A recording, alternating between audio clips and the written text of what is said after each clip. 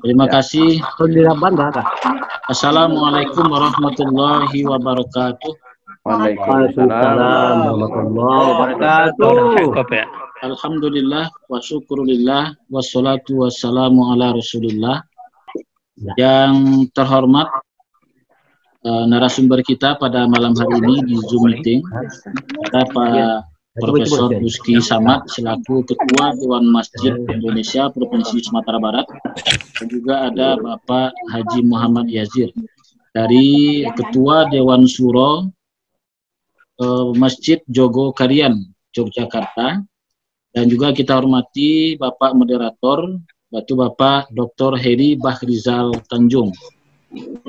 Bapak dan Ibu yang kami hormati, saya selaku host itu akan sebentar lagi mempersilahkan kepada Bapak Heri Bahrizal Tanjung untuk memimpin seminar online kita pada malam ini atau kegiatan Zoom meeting kita dengan tema pemberdayaan masjid di saat wabah COVID-19 ini. Terima kasih. Assalamualaikum warahmatullahi wabarakatuh. Silakan Pak Eri. Baik. Terima kasih Ustadz Rifki. Bismillahirrahmanirrahim. Assalamualaikum warahmatullahi wabarakatuh. Waalaikumsalam. Alhamdulillahirabbil alamin. Allahumma sholli ala Muhammad wa ala ali Muhammad. Terima kasih atas kesempatan yang diberikan kepada saya, kepercayaan oleh Ketua Umum Ketua Dewan Masjid Indonesia Sumatera Barat, Pak Prof. Rusky Samad, dan seluruh bapak-bapak dan ibu-ibu yang hadir pada malam hari ini. Kita menghadirkan, kita hormati bersama Ustadz Haji Muhammad Yazir ASP, Ketua Dewan Syuro Masjid Jogokarian Yogyakarta, yang kita kenal sudah berbuat cukup banyak tentang pemberdayaan masjid. Pada malam hari ini kita coba lihat satu diskusi yang lebih menukik kepada masjid sebagai pusat pelayanan dan pemberdayaan umat, baik pada pasca COVID ataupun pada pasca COVID. Tidak akan berpanjang-panjang pengantar ini, kita beri waktu secukupnya kepada Ustadz Yazir untuk menyampaikan paparan beliau, dan nanti kita akan buka diskusi atau tanya jawab dalam diskusi kita pada malam hari ini. Lebih kurang 2 jam kita akan memanfaatkan waktu yang tersedia. Kepada Ustadz Yazir kita persilakan lebih dulu. Silakan Ustadz. Ya. Bagus diantar saya dulu. Saya yang dulu akhir. Oke, kalau gitu. Kalau begitu kita beri kesempatan kepada Ketua DMI Sumatera Barat, Pak Prof. Rusky Samad. Silakan Pak Prof. Baik, Assalamualaikum warahmatullahi wabarakatuh. Waalaikumsalam. Alhamdulillahirabbil alamin, wassalatu wassalamu ala asrofil mursalin wa ala alihi wa ashabihi ajma'in. Rabbi shrah li sadri wa yassir li amri wa hlul 'uqdatam min lisani yafqahu qawli. Yang kita muliakan Pak Muhammad Yazir dari Yogyakarta, Ketua Dewan Syuro Masjid Jogokarian, kemudian Bapak Moderator Pak Eri, Bapak dan Ibu pengurus Dewan Masjid, pimpinan wilayah Provinsi Sumatera Barat dan pimpinan daerah se-Sumatera Barat, kemudian Bapak dan Ibu para pemerhati dan penggerak masyarakat yang bergabung di sini, dari akademisi, dari penggerak masyarakat, dan dari berbagai kelompok yang peduli dengan masjid dan keumatan. Syukur dan puji kepada Allah, salawat dan salam kepada Rasulullah Sallallahu Alaihi Wasallam. Mengantar diskusi ini, pertama kita sampaikan Pak Muhammad Yazir, insya Allah diskusi kita ini diikuti oleh semua komponen dari Dewan Masjid, dari organisasi sosial kemasyarakatan, dari akademisi, setidaknya 3 profesor bergabung, kemudian para senior kita, mantan birokrat, ada mantan asisten 1 provinsi Pak Sudirman Gani. Kemudian saya lihat kawan-kawan dari Kementerian Agama di Kabupaten Kota, ada Pak Drimas, ada Pak Guspir dari Riau, saya pikir dia sekarang masih di Riau, Guspir. Alhamdulillah. Jadi hampir seluruh daerah ini kita berkumpul. Itu dari segi peserta. Dari segi peserta juga ada Pak Wakil Wali Kota Solo, Ketua Dewan Masjid dan sekaligus Ketua Masjid Agung Solo. Nah, saya lihat beberapa wakil bupati yang sudah menyatakan juga bersedia, tapi belum bergabung kayaknya. Artinya mewakili Pak Ezir dari semua komponen yang ada, alhamdulillah. Kalau perkiraan host kita tadi hampir 100 yang sudah mendaftarkan nama. Bahwa diskusi kita ini kita harapkan memberikan rancangan berpikir bagi kita bagaimana menjadikan masjid di era ke depan ini, kalau bahasa Dahlan Iskan, membuat normal baru. Selama ini kita sudah normal, tapi perlu ada kenormalan baru. Maksudnya, masjid sebagai rumah ibadah bagi kita di Sumatera Barat itu sudah sangat kuat.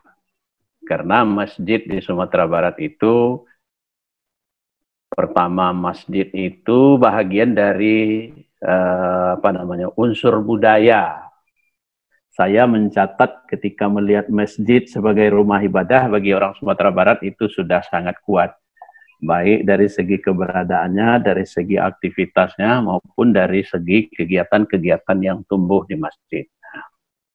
Tapi membuat masjid melebihi dari sekedar ibadah mahdoh, sekedar sholat berjamaah, sekedar Jumat, TPA, wirid, melebihi dari itu memang agak rumit.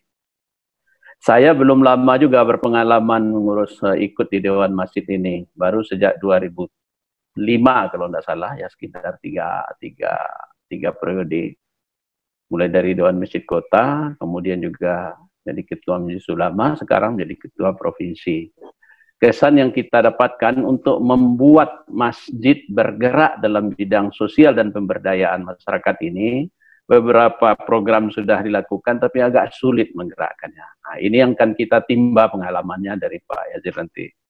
Kita sudah lakukan, misalnya di Padang, kita pernah membuat piloting 1 kecamatan, 1 KJKS, Koperasi Jasa Syariah, era Fauzi Bahar dulu. Di Kabupaten Agam pernah ada masjid sebagai basis pengentasan kemiskinan, dibuat oleh Bupati Pak Aristo ya. Pak Aristo Munandar ya, atau siapa dulu sebelumnya? Ya, Pak Aristo. Ya. Jadi beberapa yang diinisiasi oleh pemerintah untuk menjadikan masjid ini menjadi pusat pemberdayaan masyarakat sampai pada tingkat maksimal belum, tapi sudah dilakukan sudah. Nah, pengalaman-pengalaman ini yang ingin kita timba nanti. Satu. Yang kedua yang ingin kita pahami juga, dan mungkin nanti Pak Yazir bisa mengeksplorasi lebih lanjut lagi, bahwa bagi kita masjid di Sumatera Barat itu ada 4 kategorinya, Pak. Pertama, masjid yang memang yang di bawah kewenangan negara. Masjid negara, katakanlah Masjid Raya, Masjid Agung, masjid di kecamatan. Di kecamatan ini belum merata nih yang Masjid Jami'ah nih. Tapi Masjid Raya dan Masjid Agung itu sudah ada. Kedua, masjid yang di bawah kewenangan unit terkecil dari pemerintahan di Sumatera Barat itu namanya Nagari. Dia include dengan sistem budaya negeri. Kepemimpinannya berada di bawah kepemimpinan sistem adat Nagari itu. Jadi saya menyebut masjid berbasis kultural. Jadi ada masjid berbasis negara, ada masjid berbasis kultural. Itu di kabupaten. Di kota, masjid komunitas. Nah, inilah masjid di kota ini.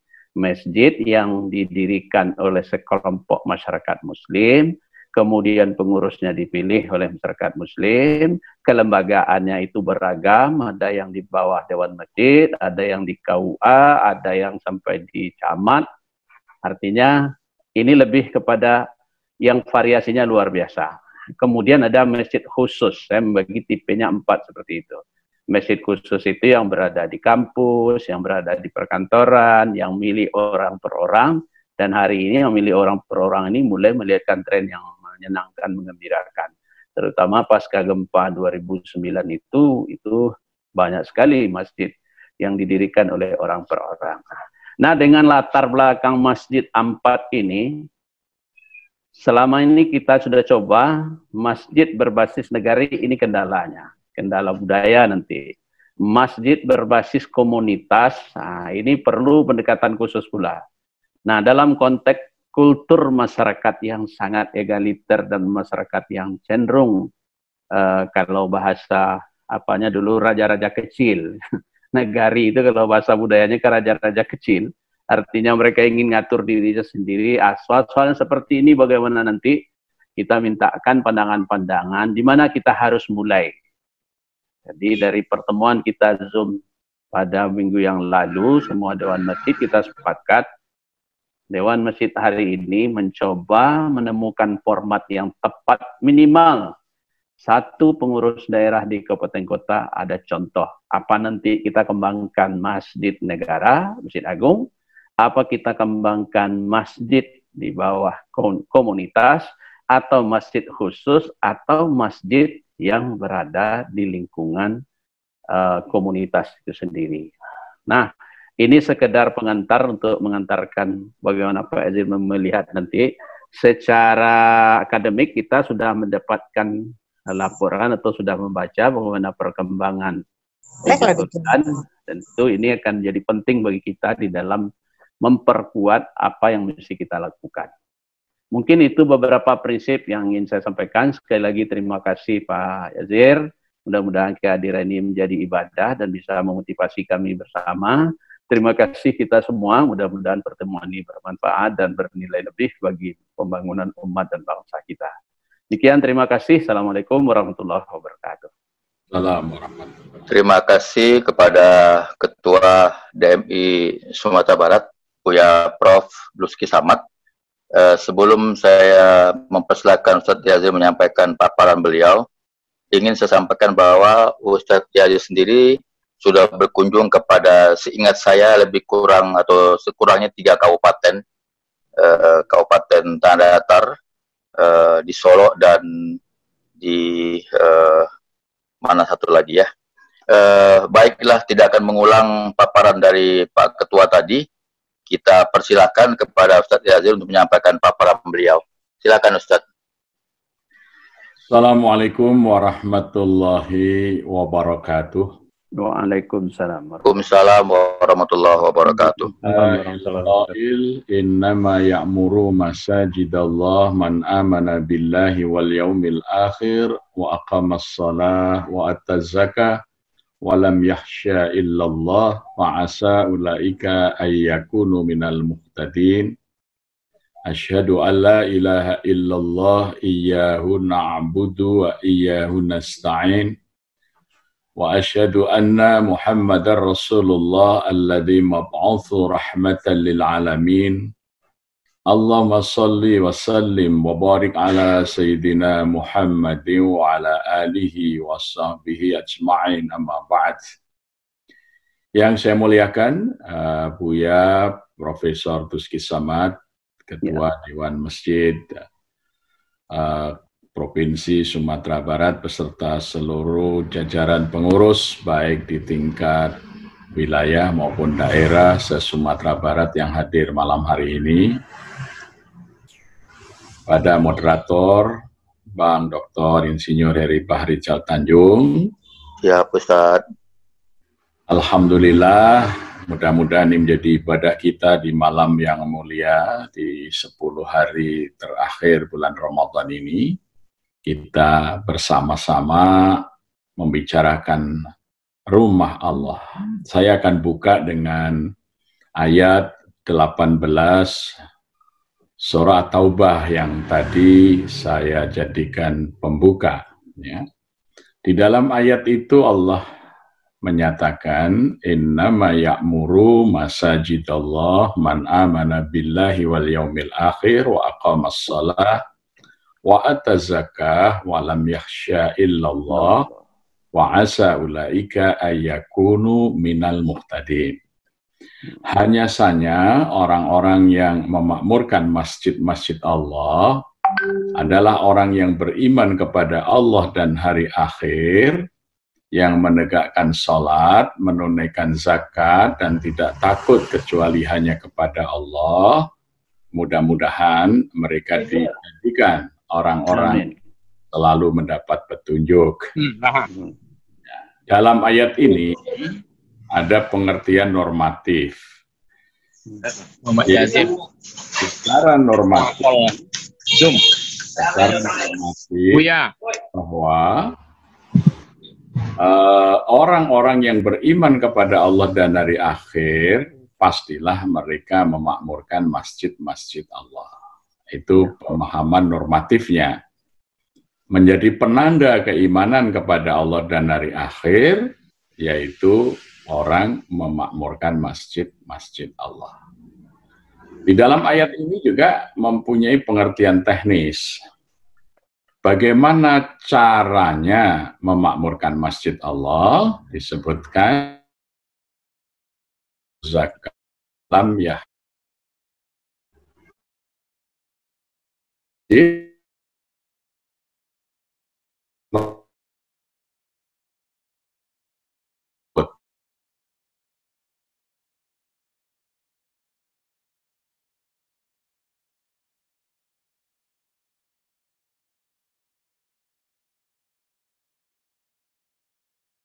Pertama adalah memobilisasi rakyat agar memenuhi shaf-shaf sholat setiap 5 waktu.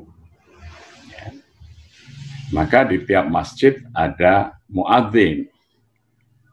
Dan muadzin ini adalah pemangku masjid yang paling utama. Contoh sederhana begini, setiap orang ditanya siapa muadzin Nabi, pasti bisa menjawab Bilal bin Rohbah. Artinya bahwa muadzin itu harus ditetapkan. Muadzin itu adalah merupakan institusi yang paling sentral di dalam masjid, karena tugas utama mengadzani, artinya mengorganisasi, memobilisasi, menggerakkan orang untuk datang ke masjid. Ya. Bukan tukang menyerukan kalimat-kalimat adzan. Ya, ini. Jadi kita ini belum melaksanakan adzan, sekarang ini baru melaungkan kalimat adzan.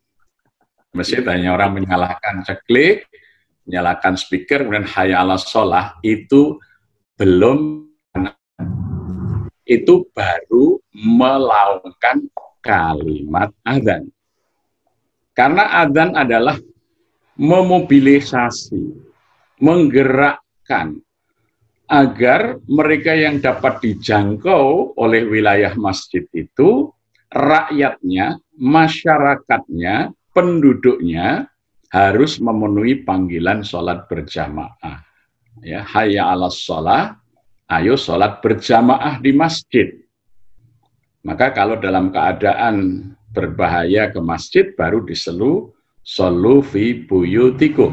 Ya, sholatlah kamu di rumahmu saja. Tapi kalau dalam keadaan yang normal, seruannya adalah hayya 'alas shalah, yang maksudnya adalah ayo sholat berjamaah di masjid. Ya. Sebagaimana perintah Allah terkait dengan haji, itu perintahnya fa'adzin finnasi haji. Ya'tu karijalan wa ala kulli dhamir ya'tina min kulli fajin amiq. Itu dalam surah Al-Hajj. Ya, dan adzanilah manusia untuk berhaji. Niscaya mereka akan berbondong-bondong, ya, memenuhi, menanggapi, merespon panggilanmu itu, datang dari segala penjuru yang jauh, bahkan ada yang datang dengan mengendarai unta yang kurus kering. Hari ini haji sampai harus dibatasi dan ditolak karena adzan haji sudah dilaksanakan, tidak hanya diteriakkan. Ya, di Saudi Arabia ada Kementerian Haji. Di negara-negara Muslim ada Kementerian Agama, salah satunya ada Direktorat Penyelenggara Ibadah Haji. Di masyarakat bahkan dibentuk kelompok-kelompok bimbingan ibadah haji. Swasta berpartisipasi mendirikan Biro Perjalanan Ibadah Haji dan Umroh. Itu namanya adzan. Mengorganisir, memobilisasi, menggerakkan orang untuk berangkat haji. Ya, partisipasinya sampai ke situ. Kalimatnya sama, adzan. Maka sesungguhnya tugas muadzin, ya, yang menjadi yang sangat strategis. Sekarang ini kekeliruannya itu kan muadzin hanya tukang meneriakkan kalimat adzan. Semestinya muadzin itu kewajibannya mengorganisir supaya seluruh rakyat, masyarakat dan penduduk itu memenuhi saf-saf masjid di saat waktu sholat tiba. Ya, ini fa'adzin juga ya, diadzani. Nah, maka sebaiknya setiap masjid itu memiliki database wilayahnya. Ya, jadi ini saya coba tahun 1999, ya, masjid kami itu masjid kampung, masjid nagari gitu, membawai satu kampung itu 18 RT, 4 RW, 907 kepala keluarga. Waktu itu 2.973 jiwa yang sudah mukalaf, yang sudah terkena kewajiban melaksanakan sholat, jumlahnya 1.839. Ternyata masih ada muslim yang sudah wajib sholat tapi belum sholat. Itu di kampung saya jumlahnya ada 816 orang pada waktu itu. Ya. Nah, maka bagi yang belum sholat ini tugas masjid mensolatkan. Maka kami membuat gerakan mensolatkan orang hidup. Ya, bagaimana 816 penduduk warga muslim yang ada di wilayah dakwah masjid ini yang belum sholat mau mengerjakan sholat. Maka masjid mengadakan pelayanan untuk pembelajaran sholat. Kami kunjungi rumah-rumah bersilaturahim. Ya. Kalau ingin belajar sholat yang bagus, ustadznya akan dikirim dari masjid sampai bisa mengerjakan sholat. Mulai tanggal 15 Mei tahun 2000, kami buat undangan sholat berjamaah secara tertulis. Seperti undangan baralek kalau di Sumatera Barat. Ya, kita yang bagus, ya, dimohon untuk 5 waktu berjamaah di masjid.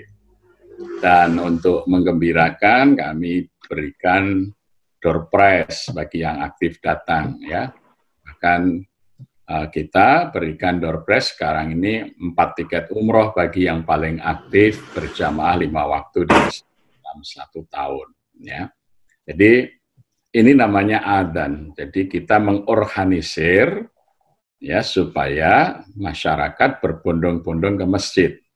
Nah, semestinya di Kementerian Agama itu ada juga direktorat, ya, ibadah sholat, karena direktorat haji ada, ya, direktorat zakat ada, direktorat wakaf ada. Kok direktorat sholat tidak ada? Padahal ini justru tiang agamanya, ya. Mungkin haji duitnya ada, zakat duitnya ada, wakaf duitnya ada, diurus. Sholat nggak ada duitnya mungkin, jadi nggak diurus, ya. Padahal ketika membicarakan pasal 29 Undang-Undang Dasar 45 dulu, Meister Inderrechten Supomo, ya, seorang ahli hukum yang ikut merancang konstitusi negara, dia mengatakan bahwa di negara nasional yang hendak kita dirikan itu bukan negara yang tidak mengurus agama. Karena kewajiban negara adalah menganjurkan rakyat Indonesia agar melaksanakan syariat agama dengan sesempurna-sempurnanya. Jadi ini pandangan dari, ya, Mr. Endrechten Supomo perancang Undang-Undang Dasar 45 mengenai pasal 29 kewajiban negara Indonesia di saat merdeka nanti adalah menganjurkan agar rakyat Indonesia mengerjakan syariat agamanya dengan sesempurna-sempurnanya. Ya, maka muncullah pasal 29 di dalam Undang-Undang Dasar 1945. Dan kemudian beliau mempertegas bahwa di dalam negara yang merdeka nantinya kita akan adakan kementerian yang mengurusi masalah agama. Ya, jadi seharusnya jajaran Kementerian Agama paham ini, ya, bahwa kewajiban negara itu menggerakkan rakyat untuk melaksanakan syariat agamanya dengan sesempurna-sempurnanya. Ya. Bahkan sebelum sidang secara Verhanemen tanggal 18 Agustus 45 pagi, ya, masih rumusan di dalam konstitusi itu, ya, yang akan menjadi pembuka Undang-Undang Dasar kita akan berbunyi, negara berdasarkan ketuhanan dengan kewajiban menjalankan syariat Islam bagi pemeluknya. Ya, meskipun kemudian 7 kata itu dihapus dalam rapat 18 Agustus pagi, ya, atas usulan teman-teman saudara kita dari Indonesia Timur melalui Opsir Kaikun Maida yang disampaikan Bung Hatta. Bung Hatta mendekati TUku Muhammad Hasan, kemudian merayu para tokoh-tokoh Islam untuk mau menghapus 7 kata itu. Demi eksisnya negara, para tokoh kita itu merelakan. Hanya Haji Agus Salim meminta dengan kewajiban menjalankan syariat Islam bagi pemeluknya itu diganti dengan kalimat yang Maha Esa. Sehingga bunyinya ketuhanan yang Maha Esa. Karena tauhid itu lebih mendasar daripada syariat. Itu alasannya. Ya. Jadi oleh karena itu, sesungguhnya adzan itu kewajiban negara. Secara konstitusional, negara harus menggerakkan rakyatnya melaksanakan syariat agama dengan sebaik-baiknya, dan disitulah fungsi Kementerian Agama. Ya, jadi Kementerian Agama harus mendorong agar masjid-masjid secara aktif memobilisasi masyarakat untuk melaksanakan agamanya itu, ya, terutama ibadah yang paling mendasar yaitu sholat 5 waktu, kan itu as-sholatu imaduddin. Jadi azan itu adalah sebuah upaya memobilisasi agar umat di sekitar masjid itu aktif datang berjamaah sholat ketika waktunya telah tiba. Nah, kemudian kewajiban takmir masjid yang kedua, para DKM maupun pengurus masjid, wa'atuz zakah, ya, supaya masjidnya makmur, itu memerlukan biaya operasional yang besar, maka harus ada mobilisasi pembayaran zakat. Maka tugas daripada takmir masjid adalah, ya, memberdayakan ekonomi jamaahnya agar jamaah masjid itu menjadi muzaki, mampu menunaikan zakat. Sekarang ini kekeliruan, masjid itu hanya menyiapkan penerima zakat, ya, sehingga yang tumbuh di Indonesia ini bukan muzaki, tapi mustahik. Ini kesalahan paling mendasar masjid-masjid, programnya itu menerima zakat. Mestinya programnya adalah memberdayakan jamaah masjidnya supaya menjadi orang-orang yang sejahtera, makmur, sehingga menjadi pembayar zakat. Ini dicontohkan di masa kehidupan Rasulullah SAW, di mana para sahabat yang tidak punya modal ngambil modalnya ke masjid, dan nanti kalau ada keuntungannya sebagian dikembalikan ke masjid bagi orang lain yang memerlukan. Ya. Itu. Jadi uang masjid bukan hanya untuk biaya perawatan masjid dan pembangunan masjid, Kalau itu yang dilakukan, namanya bukan masjid, itu namanya candi Islam. Ya, candi Islam. Jadi seperti di masa Wangsa Syailendra, ya, rakyat disuruh mengumpulkan uang untuk membangun tempat ibadah yang megah. Maka berdirilah Candi Borobudur yang megah. Tapi rakyatnya dibiarkan miskin. Demikian juga Wangsa Sanjaya, ya, pada abad 8 Masehi. Rakyat dipaksa bekerja, mengumpulkan harta, membangun tempat ibadah megah namanya Candi Prambanan. Sampai sekarang bisa kita kunjungi, rakyatnya miskin. Apa yang terjadi ketika Islam masuk pada abad ke-14, agama mereka ditinggalkan. Mereka berganti agama Islam karena Islam datang mensejahterakan masyarakat. Bukan membebani masyarakat untuk bangunan-bangunan tempat ibadah. Nah, pedanda-pedanda Hindu dan bihuni-bihuni Buddha itu nampaknya masih berpengaruh pada para pengurus masjid. Pengurus masjid itu menghimpun dana masyarakat hanya untuk mengurus bangunan. Nah, itu bukan masjid sesungguhnya. Kalau seperti itu namanya candi Islam. Maka nanti satu saat masjid itu hanya jadi tinggalan budaya. Ya, lihatlah ini dulu abad ke-18 ini bangunan megah, ini dulu mayoritas beragama Hindu. Sekarang orang datang ke Indonesia mencari orang Hindu sedikit. Demikian juga ini dulu peninggalan zaman kejayaan Buddha. Orang datang ke Borobudur, kemudian agama Buddhanya sudah habis. Satu saat nanti kalau cara berpikir ini masih diwarisi para pengurus masjid, besok, oh ini loh bekas masjid raya Sumatera Barat ini. Nah, dulu ketika orang Minang masih beragama Islam. Nah ini jadi dulu. Nah, naudzubillah min dzalik. Ini tidak boleh terjadi. Nah, maka masjid adalah tempat pemberdayaan ekonomi masyarakat. Uang masjid harus digunakan untuk mensejahterakan jamaahnya. Ya, pemeliharaan masjid itu sekedarnya saja.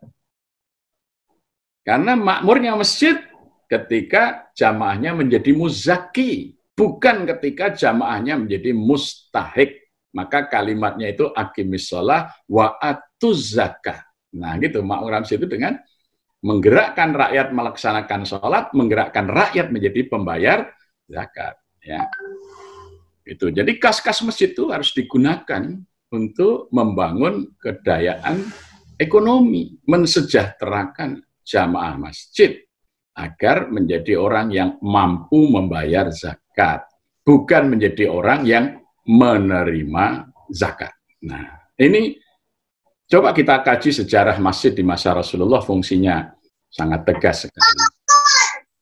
Sehingga orang-orang miskin di masa Nabi kemudian menjadi pedagang-pedagang yang hebat seperti Abdurrahman bin Auf, ya, sahabat Utsman bin Affan, Abu Ayyub Al-Ansori, sehingga Islam menjadi besar, jamaahnya rame, ya, kaum muslimin sejahtera sehingga menjadi cahaya dunia.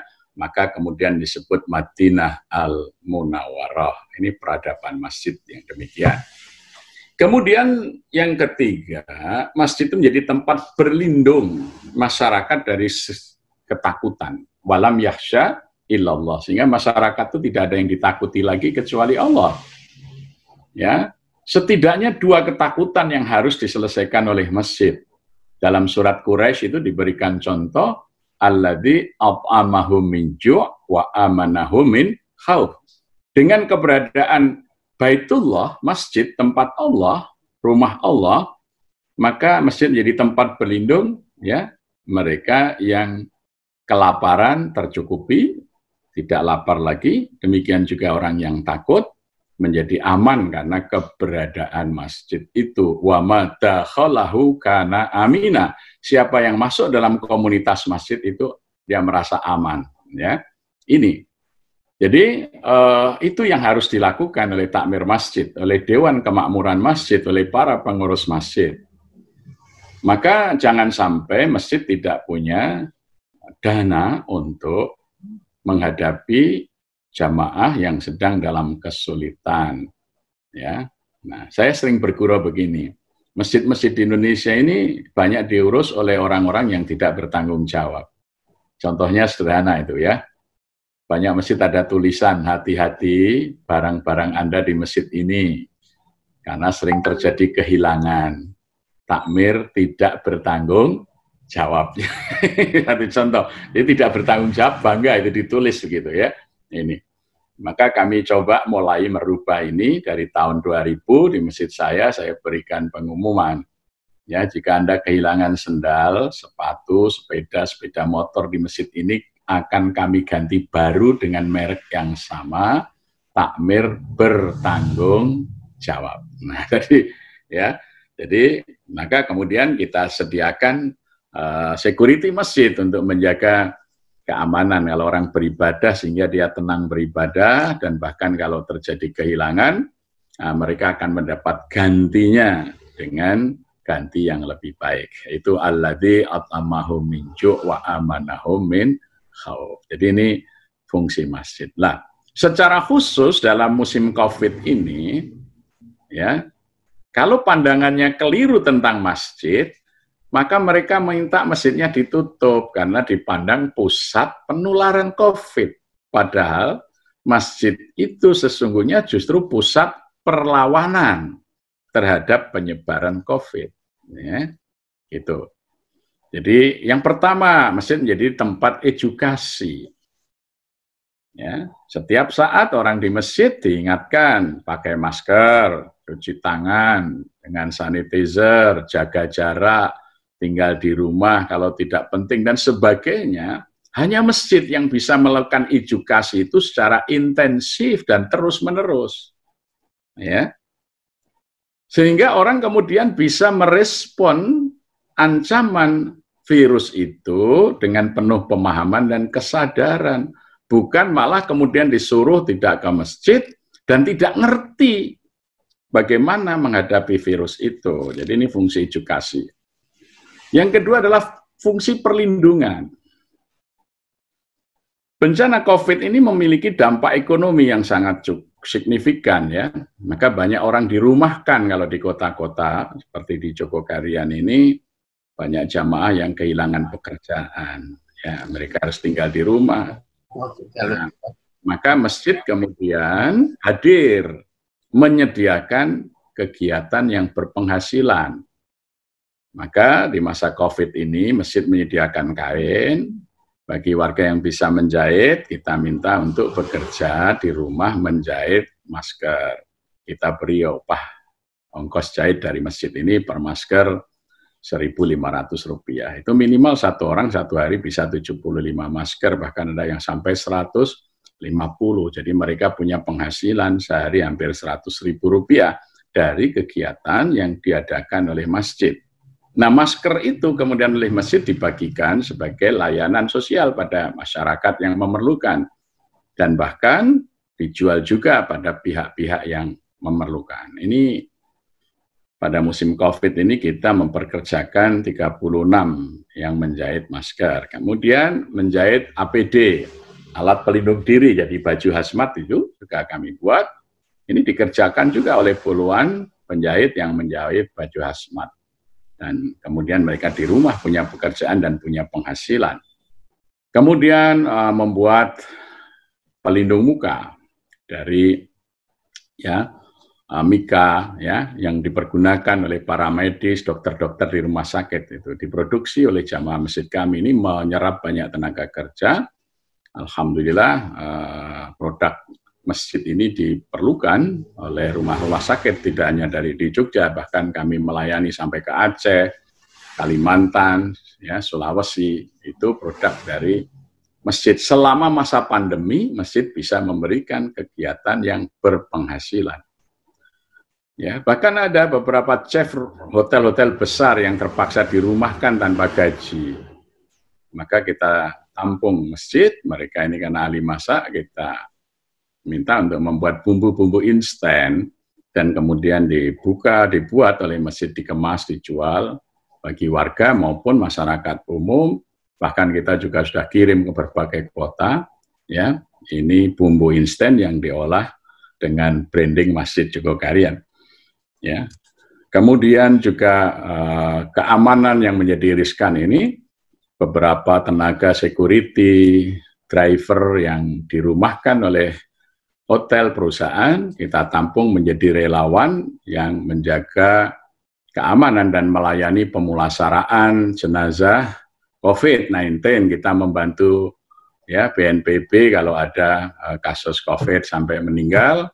Karena tenaga BNPB terbatas, maka relawan masjid kami siap setiap hari 25 orang piket, dan ini kita berikan honor sehingga mereka punya kegiatan dan sekaligus penghasilan. Nah, inilah fungsi masjid sebagai fungsi perlindungan masyarakat. Jadi kalau sampai ditutup, siapa yang melindungi? Maka ketika awal COVID itu datang wali kota, wakil wali kota, Kapolres dan lain sebagainya menanyakan, Ustadz, kenapa masjid ini masih aktif? Saya bilang, lah kalau peran masjid kami ini seperti ini bisa diganti oleh kelurahan, silahkan. Oh, kelurahan nggak bisa, Pak, nggak ada APBD-nya. Loh, kami tidak dengan APBD bisa jalan kok. Ya, masjid ini karena punya potensi ekonomi, kita punya zakat, kita punya infak.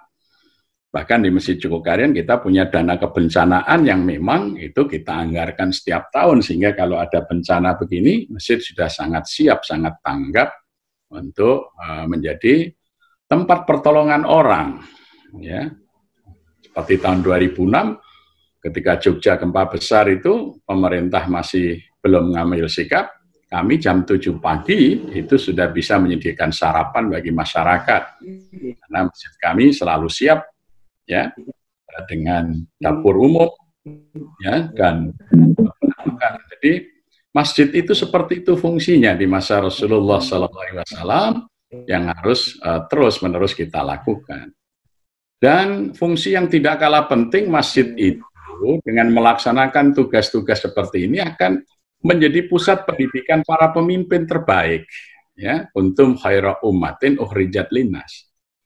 Ya, oleh karena itu pada masa dahulu Minangkabau menjadi bangsa Indonesia yang paling maju pada zaman itu, melahirkan media, ya, koran, ya, terbit awal-awal di Sumatera Barat, harian, banyak melahirkan sastrawan, pujangga, kemudian juga melahirkan para pemikir, para politisi, para leader, ya, dan semuanya itu pemimpin-pemimpin yang berasal dari Minangkabau itu mereka dididik karena sejak balik tidur di surau, ya, gitu.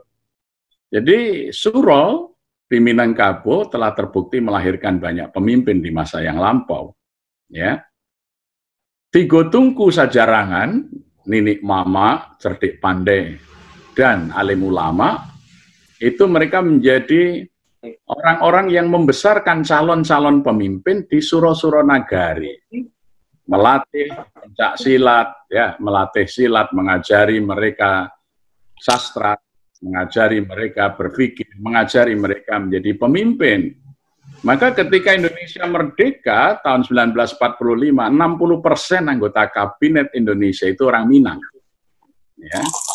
Konglomerat yang hebat pada masa itu orang Minang. Nah, karena apa? Suraunya melaksanakan fungsi sebagai tempat menyiapkan para pemimpin bangsa. Ya, tetapi ketika surau ditinggalkan, seperti di dalam novelnya Anafis, Robohnya Surau Kami, maka kita mengalami defisit kepemimpinan. Jadi Minangkabau mengalami defisit leadership ketika anak-anak balik tidak lagi tidur di surau.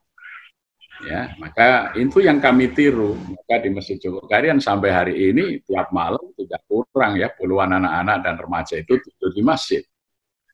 Ya, karena leader yang terbaik, leader yang peka dengan keadaan sosial, bukan leader yang dungu dan tidak peduli, itu dibesarkan di masjid. Ya. Tidak ada leader yang bisa besar dididik di kampus, tidak ada. Yang bisa melahirkan pemimpin terbaik hanyalah masjid. Surau, ya, apalagi penopang surau itu masih lengkap Tigo Tungku Sajarangan itu, ya, Ninik Mama, cerdik pandai, alim ulama itu melalui institusi surau itu membina masyarakat dan menyiapkan calon pemimpin bangsa. Nah, jadi baik dalam keadaan normal maupun dalam keadaan wabah seperti seperti ini, masjid tidak gagap.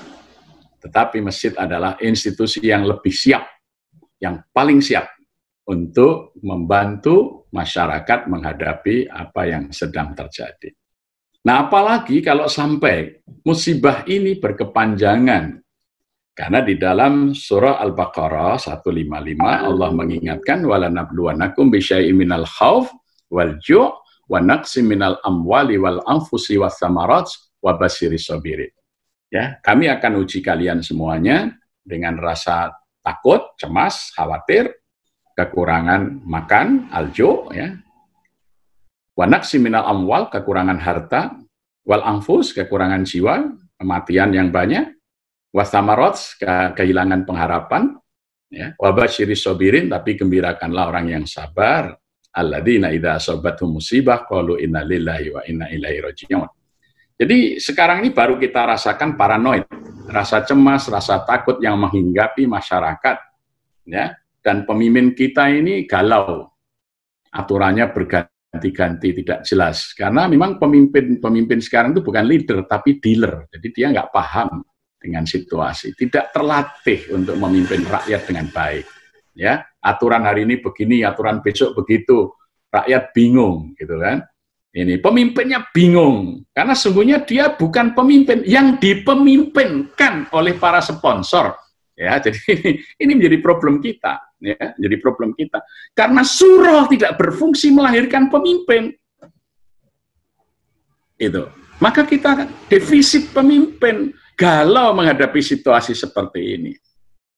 Nah, masjid itulah yang akan mampu melahirkan pemimpin yang tanggap dan tangguh menghadapi berbagai peristiwa. Itu sudah teruji dalam sejarah perjalanan bangsa kita.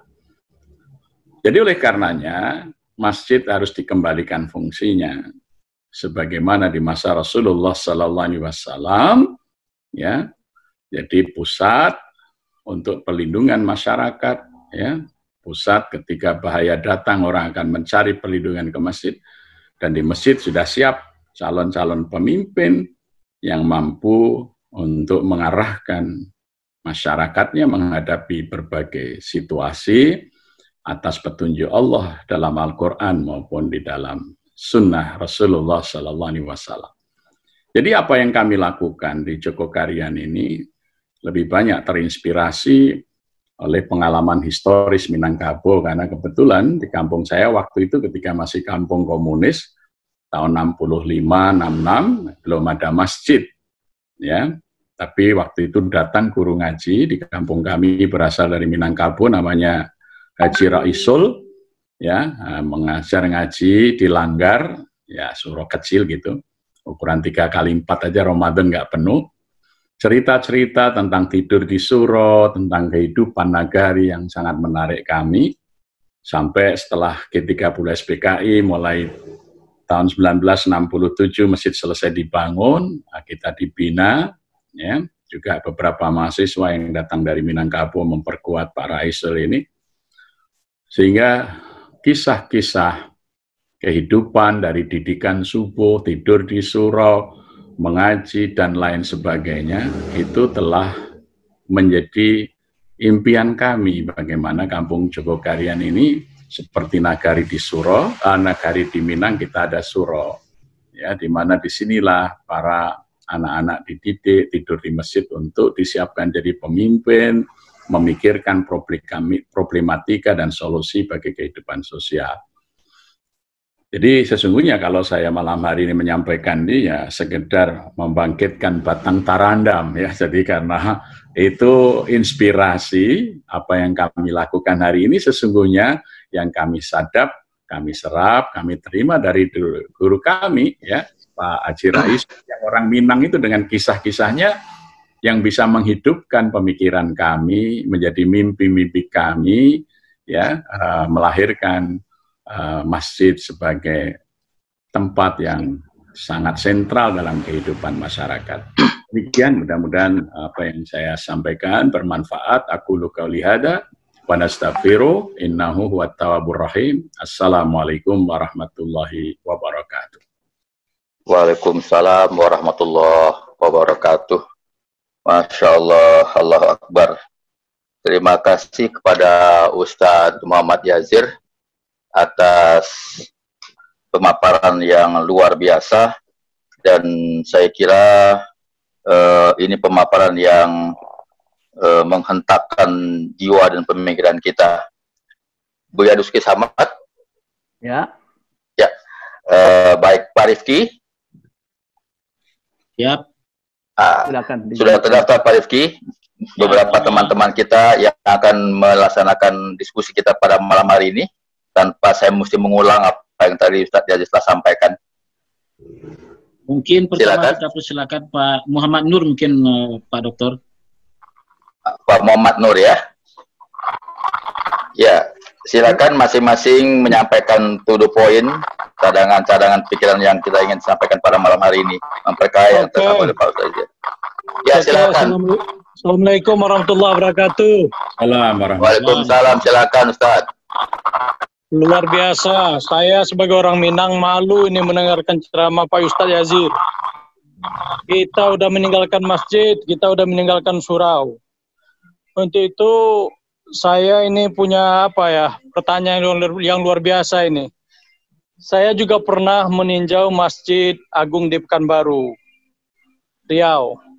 Itu luar biasa juga seperti Joko Karyan ini.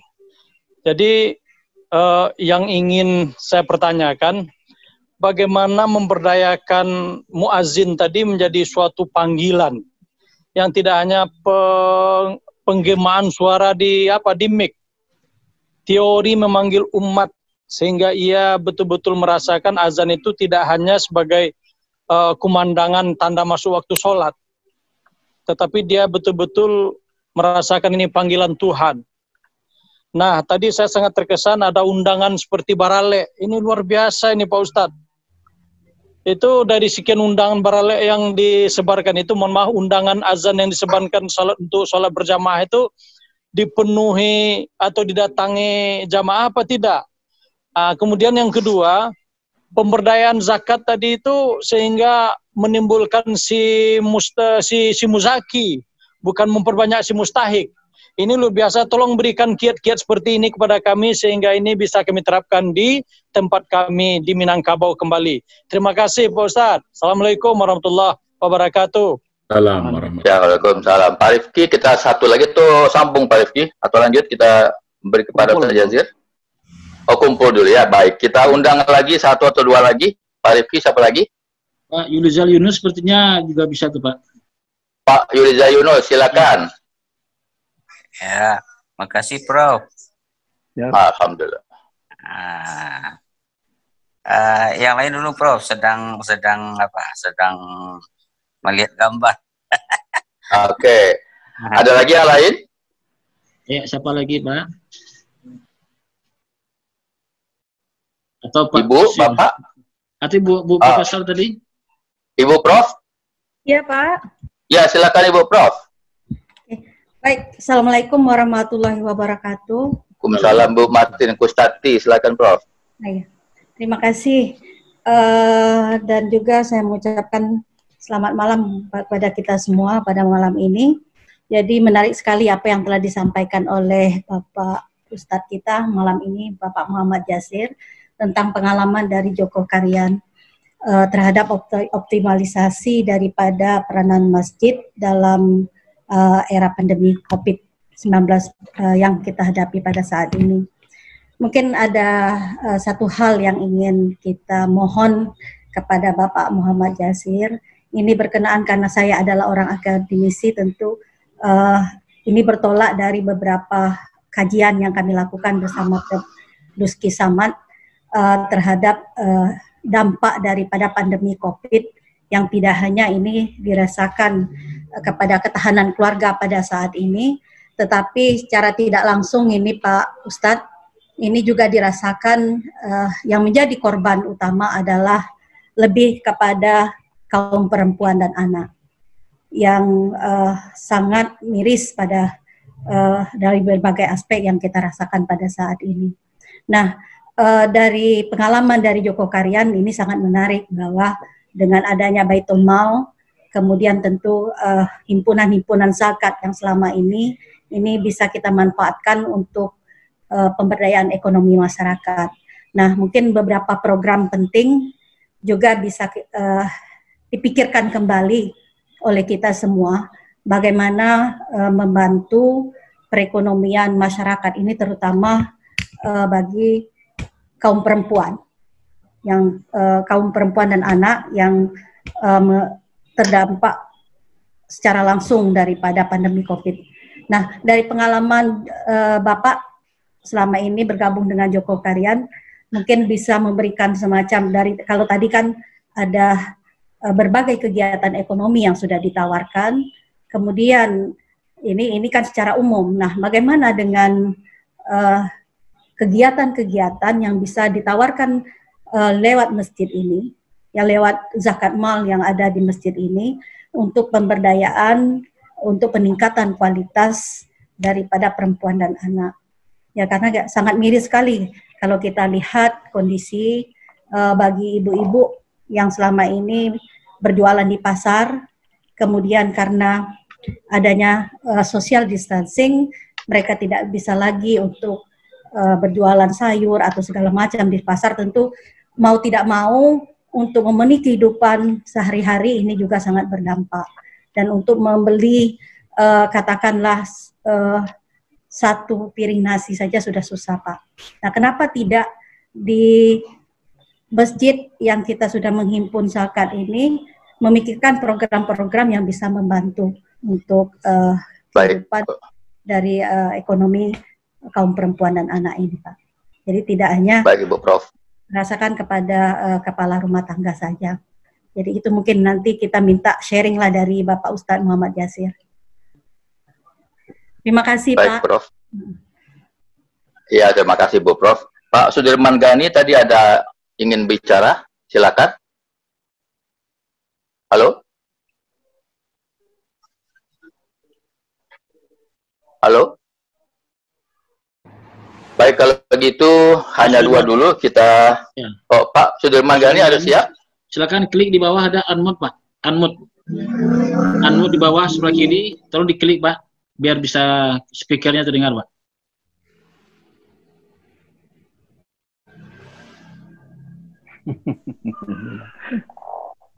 Belum siap? Oke. Oke.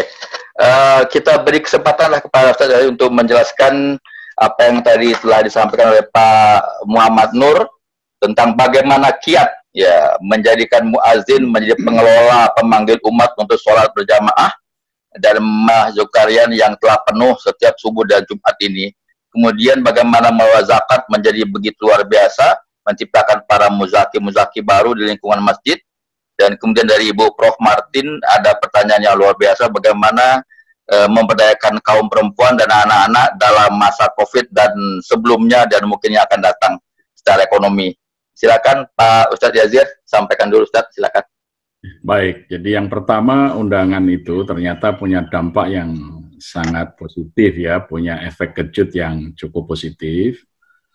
Pada tahun 2000 kami punya target jamaah subuh sehari-hari 20% dari Jumatan, alhamdulillah bisa terlampaui. Kemudian 2010 target kami jamaah sholat subuh sehari-hari 50% dari Jumatan juga sudah terlampaui. 2015 yang lalu target kami sholat subuh 75% dari Jumat sudah terlampaui, jadi selisih Jumat dan subuhnya selisih tipis saja ya, jadi itu sudah bisa berjalan. Kemudian barokah dari masjid yang makmur ini, kemudian infak juga otomatis meningkat, dan kemudian kita putar infak sedekah ini untuk pemberdayaan ekonomi masyarakat. Jadi tahun 2003 kami mulai dirikan Baitul Mal, ya, karena kita punya data siapa yang berpotensi sebagai muzaki, ya, maka mereka kita berikan bimbingan di samping pemahaman tentang harta, hakikat harta, ya, fungsi harta, kewajiban terhadap harta, kemudian bagaimana mengikuti sunnah Rasulullah SAW menjadi pedagang, Artinya sekalipun mungkin orang sudah jadi pegawai, sudah jadi dosen, kalau bisa mengikuti sunnah, ikut berdagang. Karena prinsipnya begini, setiap hari orang itu belanja, setiap hari orang mengeluarkan uang. Ya, kalau kita tidak jualan, ya orang lain juga yang akan jualan, dan uang jamaah kita akan diambil, diserap oleh orang lain. Ya, jadi setiap orang itu tiap hari mengeluarkan uang untuk belanja, setiap orang. Tetapi tidak kita jual. Itulah Rasulullah mensunahkan berdagang itu, sehingga kita akan memiliki kekuatan ekonomi. Nah, semangat menjadi saudagar ini harus digerakkan oleh masjid dari hal-hal yang paling dekat dengan masjid terlebih dahulu. Jadi misalnya begini, setiap pagi subuh misalnya kita sediakan sarapan pagi. Nah, sarapan itu disiapkan oleh ibu-ibu, janda-janda yang tidak punya pekerjaan. Kita bantu alat masak, kita latih cara masak yang baik. Kemudian dia bisa menyediakan berapa? Oh, saya bisa 100 Pak, kalau nih, saya 200 Pak. Jadi mereka pertama bisa jualan, di mana jualan itu dibeli oleh masjid, dikenal oleh masyarakat. Akhirnya, wah ini masakannya enak ini, masakan ibu siapa? Akhirnya dia dikenal menjadi penjual nasi yang enak, masakan ini yang enak, dan lain sebagainya. Akhirnya dia bisa menjadi pengusaha. Jadi dimulai dari gerakan di masjid, di hal yang sederhana. Ya, Jumat kami sediakan makan siang sesudah 2.000 porsi. Nah, 2.000 itu bisa dikerjakan oleh sekian banyak ibu-ibu setiap Jumat yang mereka tidak punya pekerjaan sebelumnya. Nah, pekerjaan awalnya itu mencukupi kebutuhan konsumsi di masjid, tapi karena kemudian terlatih, terbiasa dan enak, akhirnya mereka ini bisa menjadi pedagang nasi, ya. Dia bisa setor ke warung-warung, nasi bungkus dan lain sebagainya. Bahkan sekarang sudah ada yang jadi catering besar, gitu ya. Jadi ini contoh sederhana saja di dalam kita memanfaatkan. Jadi uang infak, sedekah, zakat itu kita akumulasikan untuk merubah para mustahik itu menjadi muzaki. Anak-anak remaja yang tidak kuliah lagi, untuk mereka ceramah-ceramah dan khotbah-khotbah. Kemudian ditransfer menjadi tulisan. Dari tulisan kumpulan khotbah ceramah itu dicetak buku bahan ceramah, itu laris sekali. Sehingga sekarang menjadi penerbit besar dengan lebih dari 170 karyawan. Kantornya 4 lantai. Ya, itu dimulai dari menerbitkan hasil ceramah, khotbah, diskusi yang di masjid itu. Ya, misalnya di Sumatera Barat itu khotbah-khotbah Profesor Duski, Samad dan lain sebagainya terekam akan jadi buku. Jadi tidak hanya hilang didengar sambil tidur oleh para jamaah Jumat, dan itu menjadi komoditas yang luar biasa. Ini bisa dikerjakan sehingga lahirlah kemudian para penerbit, ya, nah dan lain sebagainya. Jadi itu yang kita lakukan di dalam upaya pemberdayaan jamaah masjid melalui aktivitas, ya, dimulai dari aktivitas yang ada di masjid itu sendiri, ya, itu. Sehingga apa yang diperoleh kemudian oleh masjid? Kalau tahun 2003 kami itu hanya punya 19 muzaki, zakat mal yang terhimpun setahun waktu itu hanya 4 juta. Sekarang tahun 2019 ya, setahun yang lalu, karena tahun ini baru dalam proses penghimpunan, itu zakat mal kita sudah dibayar oleh lebih dari 989 muzaki, dengan total zakat mal mencapai 1,7 miliar. Jadi ini perkembangannya, ya. Tahun 2003 itu baru 4 juta, 2019 sudah 1,7. Nah itu karena apa? Mereka yang merasakan. Semula mereka mustahik kemudian menjadi muzaki, semula penganggur menjadi orang yang bisa memperkerjakan, punya kawan. Mereka kemudian bersyukurnya itu dengan membayar infak, zakat, dan sedekah ke masjid. Waktu itu infak Jumat di masjid itu kalau Jumatan paling 180 sampai 200 ribu. Sekarang setiap Jumat tidak kurang dari 15 sampai 18 juta. Infak sholat subuh saja 1 bulan bisa 120 juta sekarang. Ya, jadi itu karena apa? Mereka itu bertumbuh ekonominya melalui pembinaan, pembelaan, ya, dan pemberdayaan yang dilakukan oleh masjid, sehingga loyalitasnya kepada masjid itu juga cukup signifikan. Ya, di Ramadan ini saja kami tetap bisa menyediakan 3.000 box ya nasi untuk buka puasa setiap hari, 3.000 box ya, 3.000 porsi. Kalau biasanya pakai piring, karena ini situasi seperti ini, kita rumah warga yang memerlukan. Jadi ini sebetulnya bukan hal baru ya, bukan hal yang baru.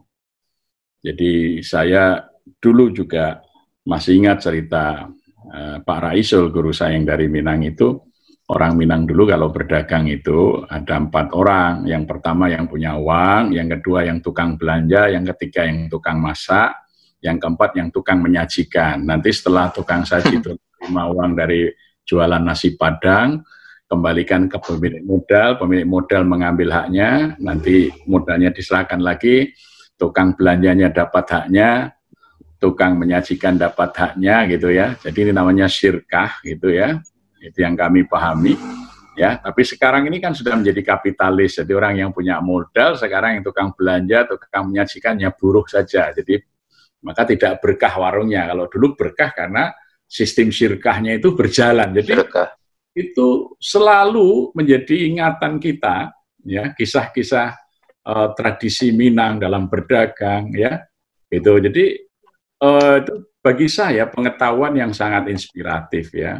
Nah, jadi apakah generasi muda Minang sekarang masih menguasai dan masih menghayati tata hidup, tata nilai yang dulu pernah ya dipraktekkan oleh para leluhur mereka, yang kami saja sekarang ini mengcopy paste, setidaknya kami lakukan tiru modifikasi ya. dari apa isu yang dulu sangat ya, guru agama di kampung yang orang belum kenal agama, belum sholat, beliau kalau berkisah menarik ini. Jadi sampai ya itu yang cukup luar biasa pemahaman tradisi bekerja sama dalam syirkah, yang itu sebetulnya ya adat yang basandi syarak basandi kitabullah itulah hidup betul pada zaman yang saya serap. Maka pada waktu itu kaum perempuan ya Bu Prof itu tahun 1920 itu Koto Gadang itu menjadi pusat kebangkitan perempuan Hindia Belanda ya. Jadi Haji Rasuna Said itu ya menjadi sangat menonjol dengan gerakan perempuan di Minang, di Koto Gadang ya. Saya kebetulan membaca disertasi tentang gerakan perempuan Minangkabau 1920-1930 itu sangat menarik sekali. Bagaimana gagasan-gagasan itu ya. Bahkan kita lihat di Jawa, Kartini baru bermimpi tentang sekolah, di Padang Panjang Rohmah El Yunusiah sudah punya pesantren diniyah. Jadi itu kan luar biasa ya. Jadi saya kira produk kultur Minangkabau yang sangat islami basandi syara itu betul-betul mencerahkan ya. Itulah yang sebetulnya lebih banyak kami adopsi, kami praktekkan di dalam kehidupan masjid kami itu. Masjid kami itu saya gambarkan seperti suro pada masa itu gitu ya. Suro Nagari. Nah gitu. Jadi ini yang sebetulnya kami tiru, kami adopsi, kami lakukan peniruan ya, peniruan sehingga ternyata hasilnya sangat luar biasa. Nah, kemudian khusus untuk masa pandemi ini tentu ibu-ibu dan anak-anak balita paling menderita ya. Maka masjid harus memberikan perhatian kebutuhan susu bayi, pakaian bayi ya. Kemudian alat-alat kelengkapan perempuan, ya jangan sampai membeli pampers saja sampai tidak bisa. Maka masjid memberikan bantuan tidak hanya beras, tapi juga alat pembalut wanita, ya memberikan bantuan susu bagi balita. Nah ini kalau kita punya database seperti kami, yang ini dilakukan oleh muadzin dalam tanda kutip. Muadzin itu sesungguhnya saya pahami sebagai, kalau negara itu sekjen ya, sekretariat negaranya itu. Jadi muadzin itu sebenarnya di situ semacam sekretariat negara yang mengelola ya jamaah, ada data siapa yang belum ke masjid, siapa yang belum sholat, bagaimana menggerakkan. Nah, itu dimulai dari database. Jadi muadzin sebagai sebuah institusi, bukan sebagai peraga meneriakkan kalimat adzan. Jadi karena adzan itu sebuah gerakan yang disebut sebagai satu rekayasa sosial ya. Jadi social engineering itu dilakukan di masjid itu dan operatornya adalah muadzin sesungguhnya. Ya, maka muadzin itu ditetapkan ya di masa Rasulullah itu muadzinnya ya Bilal. Jadi Bilal akan lapor Nabi siapa yang datang ke masjid, siapa yang tidak datang, kenapa tidak datang, mungkin sakit, mungkin lagi ada masalah, maka Rasulullah yang akan menyelesaikan sebagai pemimpin. Jadi itu sebetulnya yang kita pahami ya, karena memang itulah sesungguhnya fungsi masjid yang dicontohkan oleh Rasulullah SAW. Jadi kaum perempuan itu menjadi perhatian, terutama mereka single parent ya, janda yang belum mendapatkan pasangan lagi, yang mereka ada problem ekonomi, tidak punya kegiatan ekonomi, jadi masjid bisa melakukan apa? Maka tadi dari modal sekedar menyediakan konsumsi masjid. Nah sekarang dalam masa pandemi ini kami membuka namanya pasar virtual. Jadi setiap keluarga, terutama ibu-ibu yang bisa membuat barang dagangan dari baju anak, makanan, ya, sayuran, kita foto produknya, kemudian kita unggah, kita buatkan linknya, sehingga mereka, warga kita, jamaah kita misalnya memerlukan, saya memerlukan ayam goreng, bumbu pedas, misalnya, oh siapa ini yang bisa masak, bisa dihubungi, nanti bisa diantar ke rumah. Ini berjalan sangat bagus. Ya, sekarang ada 648 mereka yang ikut di dalam pasar virtual ini. Ya, jadi setiap sore itu orang kalau pengen apa ya tinggal dilihat itu perlu apa. Ya, jadi masjid bisa memfasilitasi seperti itu. Ya, jadi dana masjid sekali lagi jangan dihabiskan hanya untuk bangunan masjid, apalagi menghias masjid sampai mewah sekali, sementara di sekeliling masjid ada orang yang tidak punya usaha, tidak punya modal, tidak punya kecukupan hidup ya. Jadi jangan sampai masjid menjadi candi yang akhirnya nanti hanya menjadi kenangan sejarah, tapi agamanya ditinggalkan. Jadi ini kita lakukan Bu. Jadi database itu menjadi penting, ya. Siapa jamaah kita, bagaimana keadaannya, terutama dalam situasi pandemi ini, siapa yang kehilangan pekerjaan, siapa yang sampai harus mengalami kesulitan untuk makan. Nah, maka kami sudah menyiapkan kartu ATM beras. Jadi di masjid ada mesin ATM beras. Jadi kalau orang kehabisan beras, tinggal aja kartunya itu ditempelkan di mesin ATM, keluar berasnya 2,5 kilo gitu ya. Nah, kami setiap 1 bulan itu 9 ton, ya, 9 ton beras. Jadi jangan sampai ada orang yang takut tidak bisa makan. Ada masjid pasti bisa makan. Jadi alladzi atamahum minju. Jadi masjid itu memberikan rasa aman dari ketakutan akan lapar dan ketakutan akan bahaya, ancaman keamanan. Jadi sekarang 25 orang yang kehilangan pekerjaan kami piketkan 24 jam di masjid secara safe. Jadi kalau aman tiap malam, karena dari masjid akan melakukan ronda keliling kampung untuk menjaga keamanan. Nah, mereka kita gaji dengan gaji yang layak, yang sedang kehilangan pekerjaan, dan tugasnya menjaga keamanan wilayah, dan itu digaji oleh masjid. Jadi ini sebetulnya masjid itu merupakan tempat yang sangat strategis bagi perlindungan kehidupan masyarakat. Nah, dan ini pernah dan sukses dahulu dilakukan oleh orang Minangkabau dalam kultur mereka ketika masih sangat kuat, ya. Dan itu kami belajar dari Pak Raisul, guru agama pendakwah di kampung kami, yang itulah yang banyak sekali memberikan inspirasi dan bahkan masih menjadi mimpi-mimpi kami, ya. Itu banyak kisah-kisah yang luar biasa. Jadi saya kira ini pencerahan yang kami dapat dari gagasan-gagasan yang sebetulnya adalah ekspresi budaya Minangkabau pada abad ke-19 yang sangat cemerlang pada waktu itu. Ya, terima kasih. Baik, Ustadz Yazir yang kita hormati, semakin terdiam rasanya kita mendengar apa yang beliau sampaikan.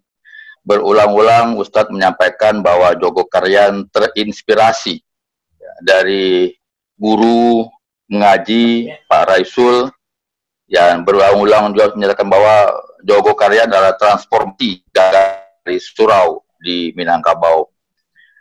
Kita undang lagi satu atau dua, sebelum nanti yang ketiga kita minta dari Prof. Luski Samad untuk menyampaikan pandangan beliau. Ada Pak Rifki, ada yang sudah hadir Pak Rifki, yang siap untuk memberikan pandangan? Kita coba Pak Sudirman Gani kembali Pak. Tadi beliau mau komentar. Pak Sudirman Gani, silakan. Terima kasih. Assalamualaikum warahmatullahi wabarakatuh. Waalaikumsalam. Silakan Pak Sudirman. Ustadz Yazir yang kami muliakan, saya memang sangat terkesima yang Ustadz sampaikan, dan rasanya yang Ustadz sampaikan itu ditransfer dari Minang. Yang di Minang sendiri, mohon maaf ini, Prof nanti Duski menambahkan, itu sudah mulai pudar. Saya masih ingat waktu kecil-kecil, waktu saya SD, itu memang ngaji di surau, pulangnya pagi. Sekarang enggak.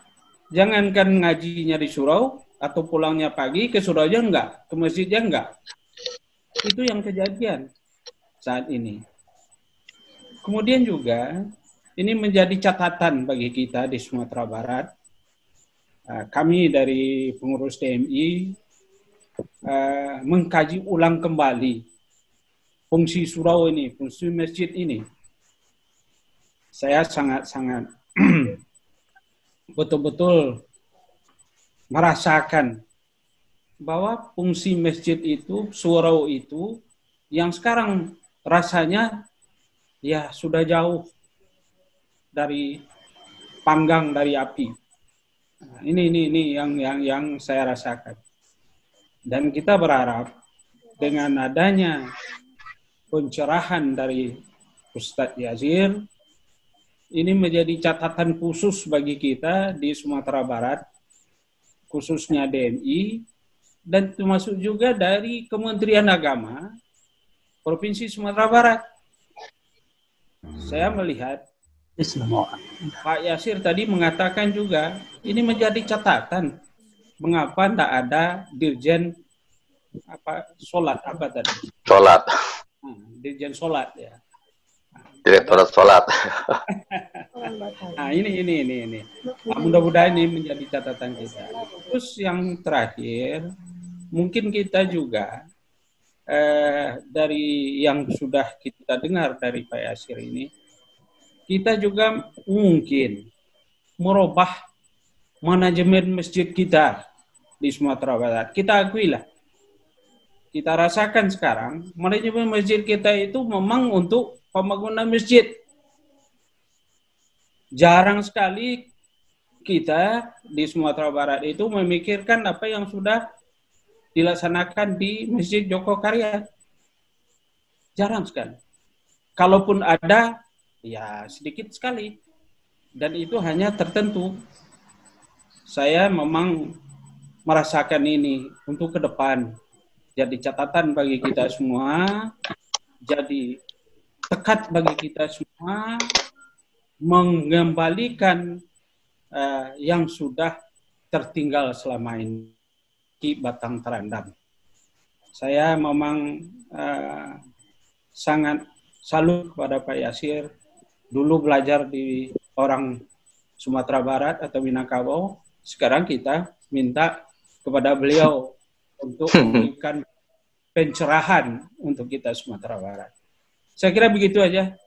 Terima kasih Prof, terima kasih Ustadz, dan semua kita yang ada di dalam acara ini. Assalamualaikum warahmatullahi wabarakatuh. Waalaikumsalam warahmatullahi wabarakatuh. Terima kasih Pak Sudirman atas refleksi beliau dalam pandangan kita malam hari ini. Satu lagi ada Pak Rifki. Pak Aliman Hamzah, Pak, silakan Pak. Oh, Pak Sekum, Pak Aliman Hamzah, silakan. Assalamualaikum warahmatullahi wabarakatuh. Waalaikumsalam. Pertama, mungkin perlu ingatkan kembali. Pertama, bahwa surau itu di Minangkabau bukan surau nagari. Yang nagari itu masjid. Kalau surau kaum. Jadi itu koreksi sedikit Ustaz. Jadi yang ada itu surau kaum. Surau kaum itu adalah tempat ibadah yang dimiliki oleh kaum. Mungkin satu parui istilahnya, atau satu payung. Satu payung itu terdiri dari 10 atau 15 sampai 20 rumah. Nah, itu yang surau. Jadi itu milik kaum. Karena itu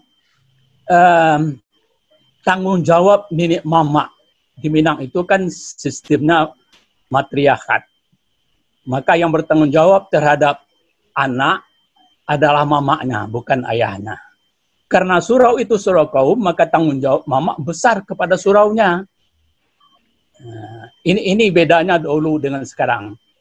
Tetapi karena terjadi pergeseran sistem sosial di tengah masyarakat, yang bertanggung jawab kepada anak bukan lagi mama, tetapi adalah ayah, maka surau peranannya mulai agak tertinggal. Kenapa?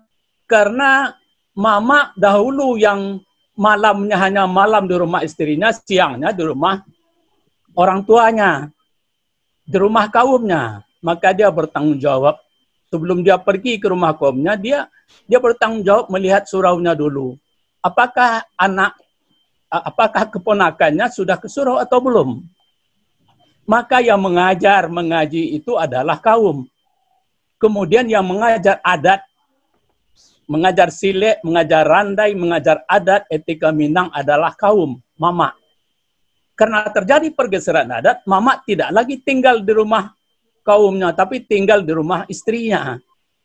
Inilah yang menyebabkan peran surau itu sedikit bergeser. Dan surau, untuk dimaklumi, kalau kita lihat definisi masjid, sebenarnya kalau di Timur Tengah, surau itu adalah masjid. Karena definisi masjid itu di Timur Tengah dalam kamus Arab kita lihat adalah tempat ibadah yang dipergunakan untuk melaksanakan salat fardu 5 waktu sehari semalam. Dengan demikian surau sudah menjalankan fungsi masjid. Bedanya dengan masjid di Minangkabau, surau tidak menyelenggarakan salat Jumat. Dan ada kesepakatan para nenek mama, para penghulu adat, ini di beberapa nagari, karena adat itu saling ke nagari, tidak semua nagari sama. Kalau di negeri saya ada 22 surau, masjid itu hanya boleh 1. Maka salat harian, salat fardu itu di surau.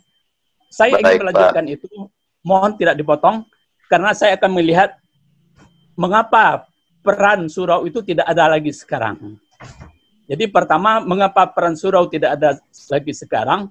Karena yang mengajar adat, yang mengajar silek, yang mengajar randai itu adalah mama. Sekarang mama tidak lagi berdiam di sukunya. Itu satu. Itu sebabnya. Akibatnya, yang kedua, akibat pergeseran adat itu, kalau dahulu surau itu milik beberapa rumah saja, beberapa kaum. Sekarang, karena terjadi pergeseran, surau itu milik jorong. Jorong itu tidak hanya satu suku. Kalau dahulu kaum itu di dalam satu suku bisa 3 surau, 4 surau. Tapi sekarang akibat pergeseran itu, satu surau bisa menjadi 3 suku.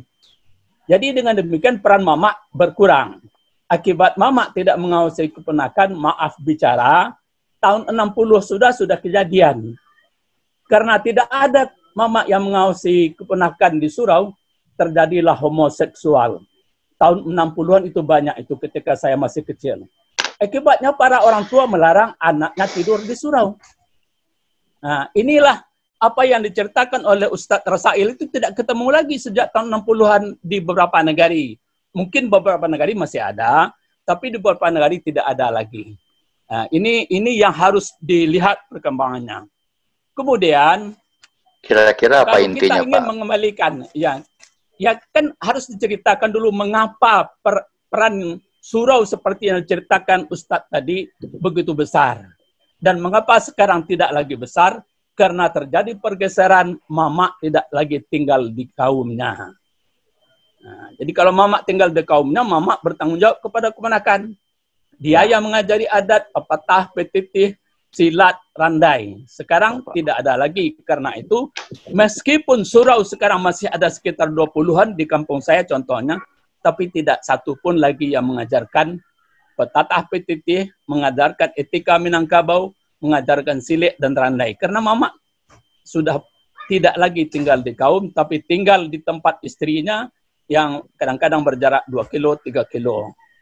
Nah, itu perbedaannya. Kalau kita lihat dari surau-surau seperti itulah surau Jembatan Basi itu menjadi madrasah kemudian. Jadi dari surau-surau seperti itu.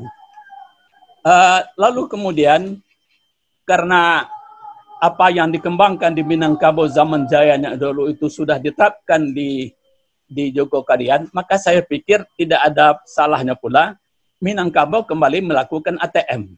Amati, tiru, dan modifikasi apa yang sudah dikembangkan oleh Jogokarian. Jadi terjadi arus timbal balik. Dan untuk itu, saya pikir untuk pola desa dengan pola masjid berbeda. Pola nagari sampai hari ini, peran nenek mama itu walaupun tidak lagi sebesar pada masa dahulu, tapi sekarang masih bisa itu. Dan surau-surau tidak diperkenalkan untuk menyelenggarakan salat Jumat. Tapi surau sudah berperan sebagai masjid. Karena itu apa yang dilakukan oleh Jogokarian tidak mustahil bisa dilakukan oleh surau di Minangkabau. Karena tempat ibadah rutin fardu setiap hari, tempat belajar mengaji ada, tapi yang tidak ada lagi itu adalah tempat belajar adat, belajar silet, belajar randai, belajar petatah petitih. Jadi ini kita modifikasi dari kemudian untuk kota itu berbeda polanya. Mungkin kita rumuskan nanti, Pak. Baik Pak Sekom, nanti kita bicarakan. Ya, halo. Halo.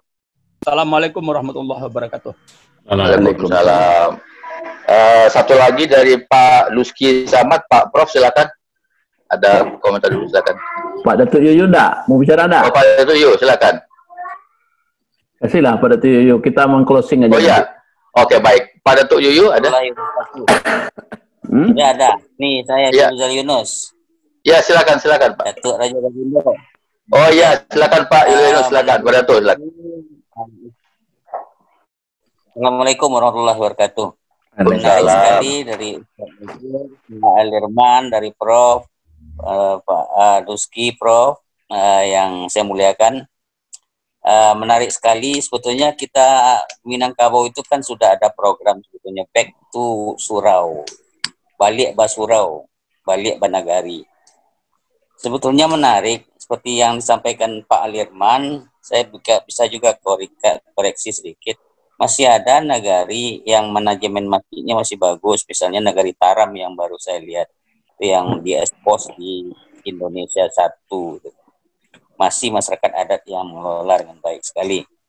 Di Minangkabau ada orang-orang yang dirumuskan dalam 4-4. Ada orang Ampek Jini, itu penghulu, Malin, Dubalang, dan Manti.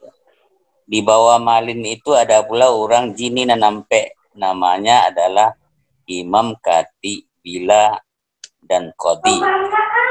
Nah, orang-orang inilah yang memanage masjid itu dengan baik. Nah, mereka ini berasal dari kaumnya, dari sukunya masing-masing. Kalau di negari. Nah, di negari itu ada masjid, dan di kaum itu ada surau. Nah, di surau itulah orang Jin dan Nampe ini mengelolanya dengan baik. Nah, masjid dan surau itu di Minangkabau sebenarnya tidak hanya pusat ibadah, tapi juga pusat kebudayaan, termasuk sistem ekonomi. Nah, orang yang berempat inilah yang memanagenya sebetulnya. Kalau kita kembali ke situ, penanggulangan kemiskinan berbasis minyak mama, saya kira tidak ada lagi orang miskin di Minangkabau. Karena kepenakan yang miskin itu memalukan. Justru Minangkabau janda itu justru bercerai dengan suaminya semakin kaya. Karena peninggalan suaminya ditambah dengan harta serikat, harta komunal dari minyak mama. Masih ada seperti itu. Nah, sekarang kita kembalikan itu. Nah, terkait dengan wabah sekarang, saya kira bisa kita ambil seperti yang disampaikan oleh Ustadz Yasir tadi. Kita ambil satu unsur misalnya bila. Bila itu kan di mana duduk, di mana berdiri, dia selalu mengajak anak keponakannya ke masjid. Ajakkan ke masjid, ajakkan ke surau itu bukan hanya untuk beribadah saja, tapi juga untuk bicarakan persoalan kaum, termasuk kemiskinan. Nah, sekarang bila itu tidak hanya dengan suara lagi, memanggil anak keponakannya. Sekarang mempergunakan handset ini saja bisa dia membuat grup. Bahwa seperti ini dalam keadaan COVID-19 sekarang, seperti ini keadaan masyarakat kita. Dia buat grup, anak keponakannya banyak yang kaya di rantau dan di ranah. Mereka kumpulkan kelebihan-kelebihan harta dari anak keponakannya itu. Lalu dibagi. Nah, dan yang lain pengaman. Bila Dubalang bisa jadi pengaman. Dan jadi penasihat dan sebagainya. Apa yang disampaikan oleh Syazir tadi, saya kira untuk memamar masjid itu luar biasa, saya kira patut dicontoh. Jadi artinya memerangi kemiskinan dalam wabah sekarang, kita sebetulnya di surau itu bisa kita kembalikan kepada kaumnya untuk memfungsikan orang Jini dan Ampe dan orang dan Ampe Jini, Mulu, Manti, Dubalang, dan Malim. Di bawah Malim itu ada berampe, orang Jini dan Ampe, namanya Imam, Kati, Bila, dan Koti. Saya kira itu akan bisa membantu pemerintah dalam penanggulangan COVID. Terima kasih. Baik, terima kasih Prof.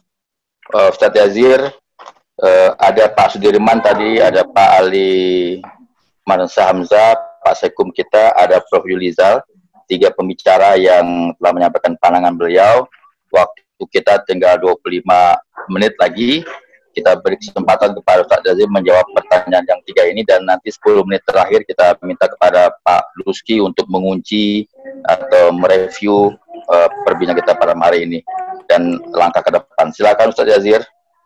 Ya, saya kira penjelasan dari Pak Sekum maupun Pak Yunus itu sebetulnya tidak, justru memperkuat bahwa sesungguhnya masjid itu tempat menyatukan para kaum. Jadi kalau surau itu hanya berfungsi pada kaumnya, jadi dalam komunitas yang lebih kecil, lebih mudah dikelola. Kemudian kalau Jumat, sekali Jumat, antar kaum itu bertemu dalam satu masjid di tingkat nagari. Jadi sebetulnya masjid bersifat koordinatif atas surau-surau yang ada di kaum masing-masing.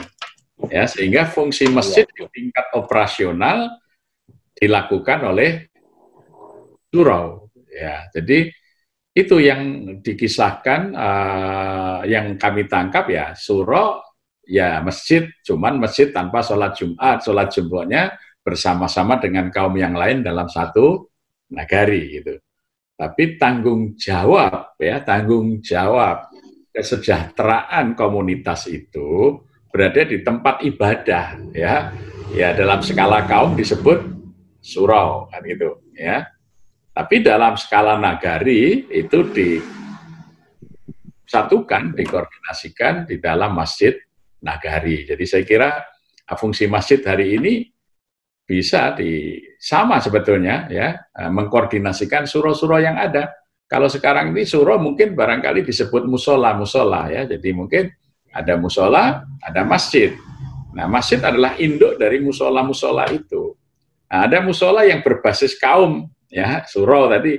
Ada musola yang barangkali berbasis wilayah, ya, atau berbasis komunitas, kantor, di sekolah, di kampus, ya. Nah, tetapi masjid itu menjadi koordinator daripada musola atau surau-surau, ya, dan bisa kemudian saling mengisi ketika ada surau tertentu punya produk yang lebih, surau yang lain memerlukan, dan lain sebagainya. Jadi masjid ini mempunyai fungsi koordinatif terhadap penyelesaian problem-problem kehormatan. Yang problem-problem itu diselesaikan pada tingkat praktis di tingkat surau itu, ya. Jadi masjid itu tempat musyawarah para pemimpin kaum yang mereka melaksanakan secara operasional dikoordinasikan di surau, tetapi badan musyawarahnya itu ada di tingkat masjid nagari. Jadi saya kira itu, ya. Dan menarik sekali kajian dari Pak Sekum dan lain sebagainya. Ini saya masih banyak ingin mencari referensi tentang sejarah kelembagaan surau dan masjid di Minangkabau. Setiap ada tulisan, disertasi tentang itu, selalu kami cari hampir kajian ini, karena kami melihat bahwa Minangkabau ini akan bisa kembali menjadi pusat kebangkitan bangsa manakala nilai-nilai luhurnya itu dihidupkan lagi gitu. Apalagi saya melihat sekarang ini dengan munculnya Ketua MUI yang masih muda, yang alim dan berani, ya, Buya Gus Rizal, itu saya kira secara simbolik itu saya bisa punya harapan Minangkabau ini sepertinya akan tegak kembali menjadi kultur keislaman yang meng-Indonesia, ya. Jadi bukan Islam Nusantara, tetapi barangkali Islam yang mewarnai Indonesia, itu mungkin Islam Minangkabau. Karena seperti peci hitam yang menjadi simbol nasionalisme itu juga diangkat oleh teman-teman dari Indisisivereniging di Amsterdam tahun 1921, karena itu dipakai sholat oleh Datuk Natsir Pamuntjak sebagai ketua Indisisivereniging, yang kemudian tahun 1922 berubah menjadi Perhimpunan Indonesia, dan kata Indonesia itu kemudian menjadi identitas bangsa. Nah, itu kan dikembangkan oleh tokoh-tokoh muda belasan tahun dari Minangkabau di bawah pimpinan Natsir Pamuntjak dan Muhammad Hatta, ya. Jadi sehingga peci hitamnya Minang yang bentuknya begi itu seperti yang dipakai Bung Karno, Haji Agus Salim, itu kemudian menjadi identitas kebangsaan. Itu tidak lepas dari tradisi surau, ya. Itu yang mewarnai Indonesia. Jadi Minangkabau lah yang membentuk Indonesia sesungguhnya. Jadi saya sangat yakin kalau budaya ini kembali hidup, masjid di Minangkabau mulai kembali, ya, didikan subuhnya hidup lagi dan lain sebagainya, saya kira Indonesia akan mengalami satu transformasi yang luar biasa, ya. Jadi ini harapan kita, ya, karena mimpi-mimpi kita ingin meniru masa kejayaan itu. Jadi kalau di Jawa ini kan kita bisa melihatlah tokoh-tokoh pemimpin pergerakan, ya, pada masa itu, para ulama, para sastrawan, guru itu banyak sekali yang dari Minangkabau, yang mereka itu semuanya pernah dididik dan dibesarkan di surau. Jadi saya kira fungsi ini yang harus ditata kembali, ya. Jadi kami selalu sampaikan setiap tamu datang, sesungguhnya apa yang kami lakukan bukan hal baru. Yang kami lakukan itu adalah menyerap apa yang dulu diajarkan guru kami, ya, yang dari Minang. Makanya tadi surau juga pusat budaya, maka Masjid Jogokarya ini logonya juga pakai huruf Jawa, artinya lokalitas budaya lokal juga kita angkat. Jadi itu semuanya sangat menginspirasi kami. Saya kira demikian Bang Heri dan Prof. Duski Somad serta bapak-bapak, ibu-ibu, para pengurus Dewan Masjid Sumatera Barat. Saya kira kalau masjid-masjid di Sumatera Barat bisa kemudian menghidupkan surau-surau, memfungsikan kembali sebagai masa-masa keemasannya, saya kira Minangkabau akan menjadi lokomotif penggerak kebangkitan Indonesia di 100 tahun kemerdekaan kita 2045 nanti.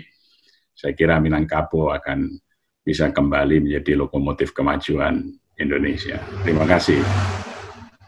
Masya Allah. Terima kasih Ustadz. Tantangan yang luar biasa kepada para petinggi, para pemikir di Dewan Masjid, di Kementerian Agama Sumatera Barat, para ilmuwan, para cendekiawan, para budayawan yang mendengar pada malam hari ini. Tantangan 100 tahun Indonesia. Buya Duski Samad tentu mempunyai banyak catatan dan kita undang beliau untuk mengunci ini. Mengunci apa-apa yang mungkin dapat kita lakukan dan apa-apa yang mungkin bisa kita gerakkan bersama-sama. Satu kata yang saya catat, Buya Duski, yang Pak Yazid sampaikan ini bukan teori, bukan normatif, bukan kerangka masa lalu, tapi beliau telah mentransform. Beliau telah mengimplementasikan pikiran-pikiran masa lalu beliau yang diperoleh dari guru agama beliau yang sederhana.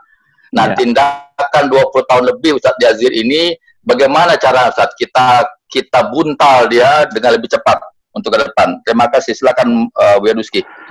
Baik, terima kasih Pak Eri, Bapak-bapak dan Ibu-ibu, Pak Haji, Pak Yazir, sebagai narasumber kita, kawan-kawan semua Dewan Masjid. Ini lengkap ini Pak. Di samping Dewan Masjid, kawan-kawan kita dari perguruan tinggi, dari Kementerian Agama, beberapa orang Kemenak saya lihat, kemudian ada para aktivis masjid. Ada 3 hal penting menurut saya yang perlu kita bangun komitmen hari ini. Saya setuju dengan Pak Eri tadi, kita sekarang membangun komitmen. Dari 2 kali kita lakukan webinar ini, kemarin intern Dewan Masjid saja, sekarang kita hadapkan, kita minta beliau memberikan pencerahan. Yang pertama, komitmen kita bahwa ya mungkin tepatnya seperti filosofi Indarung. Sebenarnya orang Minang sudah berpikir sebelum orang lain melakukan.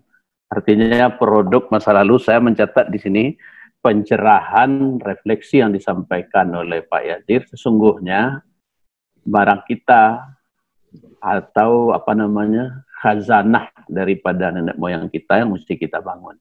Jadi ini mesti dulu diberikan penyadaran-penyadaran. Sebelum dalam dunia pengembangan masyarakat itu penyadaran itu perlu waktu panjang ya Pak.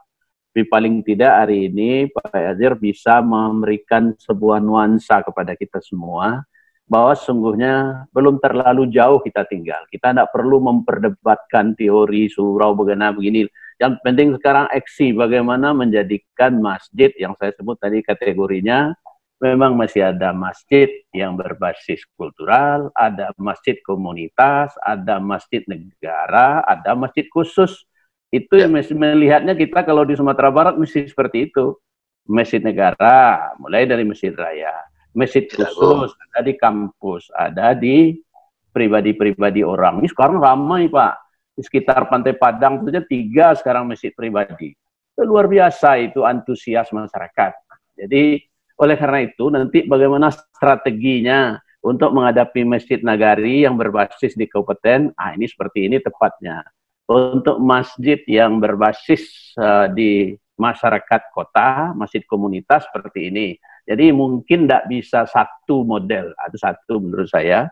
Pencerahan ini memberikan kesadaran bagi kita bahwa kita perlu memulai melakukan hal-hal yang bersifat implementatif. Tidak lagi dalam bentuk konsep, yang konsepnya tinggal lagi merumuskannya lebih teknis atau lebih modul. Yang kedua, saya mencatat di sini Dewan Masjid mulai. Dewan Masjid mulai ini artinya tadi penekanan Pak Erzir. Bagaimanapun juga Dewan Masjid sebagai organisasi yang memayungi, operasional di bawahnya ada DKM, ada pengurus masjid, ini sinergi. Nah, ini kerja kita kedua, membangun sinergi dengan Dewan Kesejahteraan Masjid atau pengurus masjid, Dewan Masjid untuk satu tujuan bersama. Itu yang kedua Pak Eri mungkin. Kemudian yang ketiga, karena bagaimana juga pun Pak Yazir, ini khusus ke beliau, branding ini sudah dimiliki oleh Joko Rian.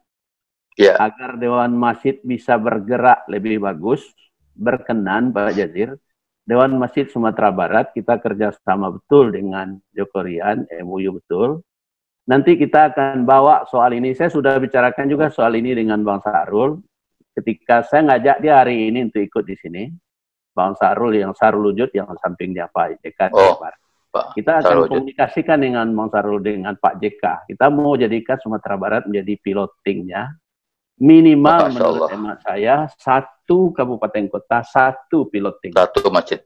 Satu masjid yang paling tidak, dua itu saja tadi jadi dulu kan. Di samping aspek ibadah, memberdayakan dan melindungi. Nah, ini sepertinya sekarang masjid memang tidak mampu melindungi.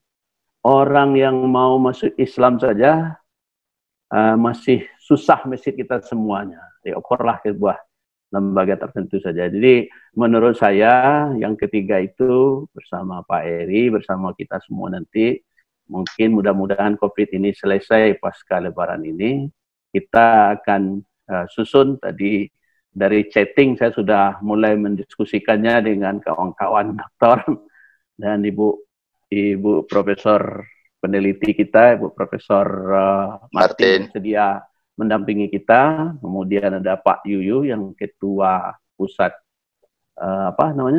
pusat penelitian kita. Ini akan kita lakukan dalam waktu selesai COVID ini.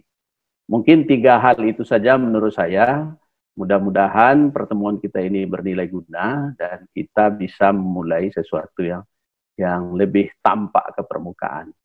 Saya juga yakin di sini tadi bergabung Ketua Masjid Raya dan juga Kepala Biro Bintal. Tadi saya lihat nama beliau ada. Saya juga sudah diskusikan itu. Jadi kita akan dorong melalui perangkat termasuk dengan Akanwil nanti. Itu saja. Terima kasih Pak Eri. Assalamualaikum warahmatullahi wabarakatuh. Terima kasih Bu ya. Sebelum saya serahkan kepada host Pak Rifki, nampaknya dari 3 catatan Buya tadi ada 1 yang mesti dijawab oleh Ustaz Yazir. Tadi Buya Rizky menyatakan Demi Sumbar mengajak Masjid Jogokarian untuk membuat semacam kerjasama, menggerakkan minimal 1 masjid di kabupaten dan kota di Sumatera Barat. Itu mungkin perlu Ustaz jawab, Ustaz. Insya Allah nih, saya sebagai murid ya, yang dapat ini, ya, yang dititipi oleh guru agama saya, nanti saya bawa kembali ke sana, saya serahkan besar ya. Jadi Minangkabau selalu menjadi perhatian ya. Bahkan beliau itu menariknya orang guru saya itu sedikit saja tambahan ya. Jadi sampai anak-anak masjid kami itu diajar menari. Jadi kalau Maulid Nabi kita menari. Tarinya pun tari Minang. Sampai saya itu minta Bang Heri dulu ngantar. Karena tariannya itu kan Babendi, Bendi, Tanang. Nah saya sampai pengen tahu Sungai Tanang itu mana gitu ya. Udah diantar. Itu, alhamdulillah saya sudah melihat Sungai Tanang di Solok itu ya. Itu dari saya masih kecil di masjid diajari nari oleh guru saya itu ya, dengan Babendi Bendi ka Sungai Tanang, aduh sayang, marilah memetik sekuntung lembayung, aduh sayang, menarilah payung gitu. Jadi kita di masjid belajar nari juga, diajarin oleh Raisel itu. Masya Allah, jadi, Masya Allah. Yang bisa ditunjukkan oleh Bang Heri hari ini adalah lembayung itu apa gitu ya. Sekutum lembayung itu apa itu ya. Nah ini apa benar-benar sangat berkesan dalam kehidupan saya, masa kecil saya dengan teman-teman di Jogokarian ini mendapat guru ngaji yang sangat luar biasa. Jadi itu yang bisa menanamkan mimpi-mimpi kami dan kami coba aplikasikan bersama-sama di sini, dan ternyata sekarang bisa mengangkat Jogokarian ini dikenal tidak hanya di Indonesia, dari berbagai negara lain datang begini. Jadi maka saya merasa berhutang budi. Jadi ya pastilah saya akan bawa kembali ini ke Minang. Kita bangkitkan bersama-sama. Amin. Amin ya Rabbal. Amin. Baik, Ustadz Rifki. Siap. Saya akan serahkan menit terakhir kepada Ustadz Rifki, tapi saya tambahkan bahwa beberapa tahun lalu Ustadz Yazir ke Padang Panjang dan kemudian bersama-sama kita melihat pintu gerbang dan masuk ke dalam kampusnya Diniyah Putri. Saya masih ingat bahwa beliau menangis ya, bahwa apa yang beliau katakan tadi sebagai kampus rahmah Indonesia telah beliau saksikan. Itulah kecintaan beliau kepada Minangkabau. Ustadz Rifki, silakan kunci. Ya, terima kasih, luar biasa pertemuan kita pada malam hari ini. Saya selaku host mengucapkan terima kasih atas kehadiran partisipasi, terutama dari narasumber kita Pak Muhammad Yazir, Ketua Dewan Syuro Masjid Jogokarian, Yogyakarta, yang telah banyak berbagi ilmu pengalaman kepada kita semua. Mudah-mudahan Sumatera Barat bisa membangkit batang tarandam. Amin. Apa yang kita harapkan, kita rencanakan, kita cita-citakan itu terwujud nantinya. Terima kasih juga kepada Bapak Profesor Duski Samad selaku narasumber juga. Beliau juga Ketua Dewan Masjid Indonesia Provinsi Sumatera Barat. Terima kasih juga kepada Pak Heri yang telah memoderatori jam kita melaksanakan Zoom meeting pada malam hari ini. Luar biasa sekali. Maaf juga. Saya mohon maaf kepada kita semua. Di awal-awal kita rencana itu ada yang sampai 100 orang yang telah mendaftar, namun karena situasi Padang dalam keadaan hujan lebat dan juga ada badai sehingga banyak sinyal yang tidak baik Pak Yazir, sehingga tidak banyak yang bisa ikut. Namun sudah banyak yang ingin memberikan chat kepada saya agar ini nanti ditayangkan kembali dalam YouTube. Jadi mudah-mudahan tidak hanya kita yang ikut dalam forum ini bisa mendengarkan paparan dari Pak Yazir, tapi juga nanti kepada seluruh masyarakat yang kita sampaikan nanti lewat tayangan YouTube. Baik, Bapak dan Ibu kita semua, saya pikir waktu kita sudah mendekati pada detik-detik akhir. Dan sekali lagi kami ucapkan terima kasih atas partisipasi kita semua dan luar biasa dengan bacakan hamdalah. Alhamdulillahirrahmanirrahim. Akhirul kalam, banyak maaf. Assalamualaikum warahmatullahi wabarakatuh. Waalaikumsalam warahmatullahi wabarakatuh. Ustaz Yazir, makasih Ustaz. Assalamualaikum. Makasih Ustaz. Alhamdulillah. Terima kasih dan semoga kawan-kawan. Alhamdulillah.